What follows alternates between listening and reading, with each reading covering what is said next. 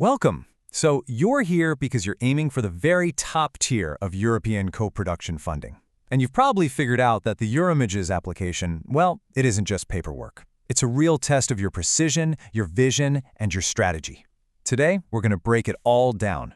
Think of this as your masterclass, designed to turn that whole daunting process into something clear, manageable, and honestly, winnable. Okay, let's get into it.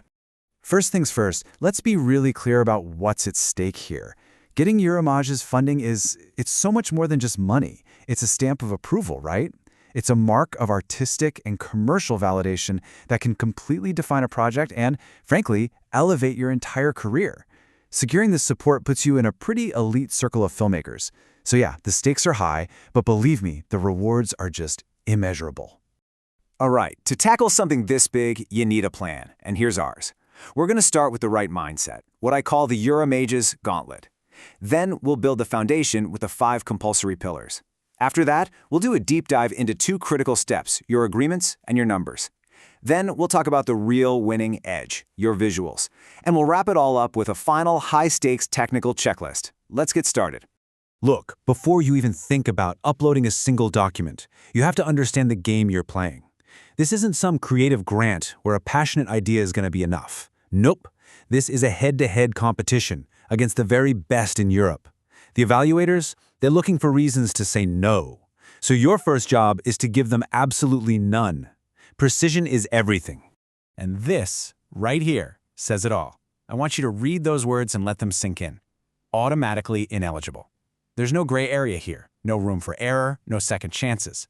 Before an expert even reads your incredible script or sees your amazing vision, a simple administrative mistake can knock you out of the running completely. The first hurdle isn't creative, it's clerical. You have to pass this or nothing else you do even matters.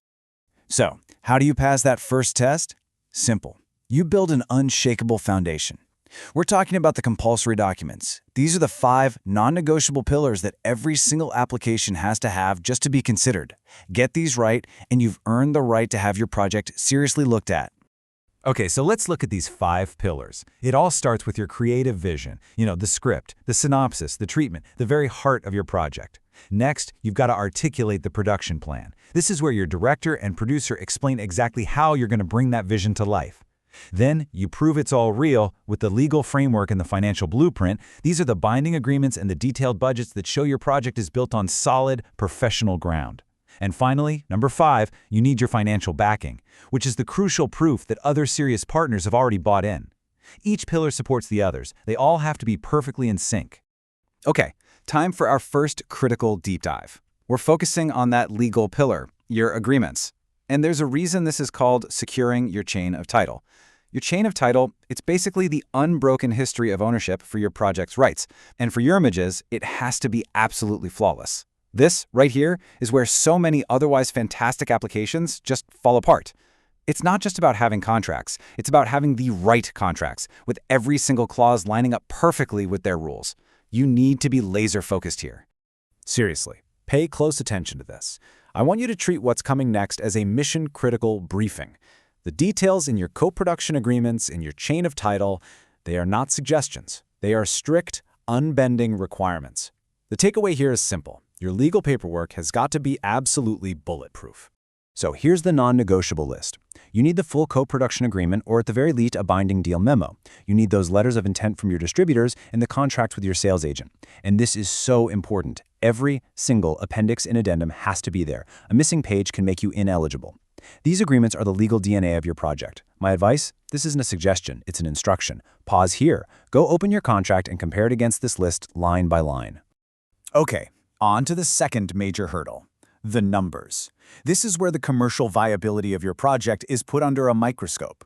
It's not just about how you plan to spend the money. It's about proving you are a responsible, trustworthy financial partner, especially if you've gotten funding from them before. Let's talk about recruitment. This is a huge deal for any returning applicant. If Eurimages has backed you in the past, you must provide detailed revenue statements for those films. And if you owe them any money, it has to be settled. Now, think about this not just as a financial thing, but as a test of your professional track record. Eurimages is a cultural fund, but it's also a revolving one. The money they get back from successful films gets reinvested into new projects, maybe yours. So when they ask for these statements, they're really asking, were you a good business partner last time? Are you transparent? Are your reports accurate and on time? They'll want to see a full breakdown of all revenues, theatrical, VOD, TV sales, the whole shebang. A failure to report honestly or a delay in repayment, that's a massive red flag. It tells the committee that you might be a risky investment no matter how great your new script is. Your history with them directly impacts your future. And here it is, a classic technical trap that catches so many producers. Your summary budget? That has to be in euros. Simple enough, right? But your detailed budget has a strict dual currency rule. It has to show the global total in euros, but the breakdown for each co-producing country has to be in both euros and their national currency. This is such a small detail, but it has huge consequences. My advice? Bookmark this step for later. It's a really easy mistake to make, but it's an even easier one to avoid if you're paying attention. Okay, you've built your foundation. Your legal paperwork is perfect, your financials are pristine. You are now on a level playing field with every other technically perfect applicant out there. So, how do you win? This is where we get to the winning edge. It's not in the spreadsheets, it's in the visuals. This is how you make your project leap off the page and separate yourself from the pack. This quote from Eurimages themselves is the entire strategy. See, visual materials are listed as non-compulsory, and that leads a lot of people to treat them as optional. That is a massive strategic error. The key phrase here is significantly facilitate.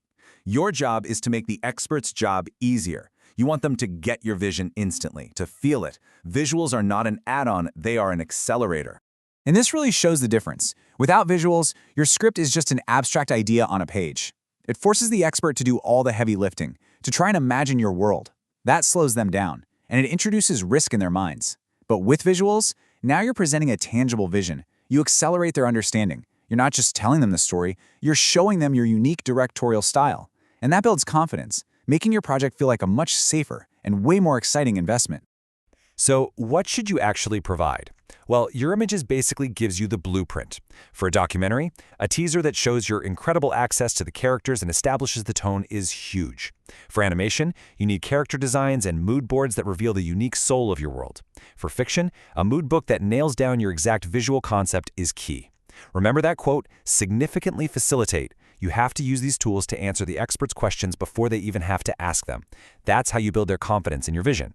We're in the final sprint now. Everything is prepared. Your case is compelling. All that's left is the technical submission. Whatever you do, do not get complacent here. A simple mistake in this final stage can completely invalidate months of your hard work. This is a rapid-fire checklist. Let's make sure you cross that finish line clean. Listen closely. Do not use links that require an expert to log in or create an account. Test them in an incognito window to be sure. Do not use the mature rating on Vimeo. That locks out anyone who doesn't have an account. Do not restrict your YouTube links by country. And this is a big one. Once you submit, do not change anything. Don't modify the links, don't change permissions, don't add files. The application you submit has to be the one they see. These aren't just suggestions, they are hard and fast rules. So as we wrap this up, I want to leave you with this one question. I want you to look at your final package, step back, and try to see it through the eyes of an expert who has 100 other applications to read today. Is what you've put together just a folder of documents that checks all the boxes? Or is it a powerful, seamless, and utterly compelling presentation of your vision? Because the answer to that question, that will determine your success.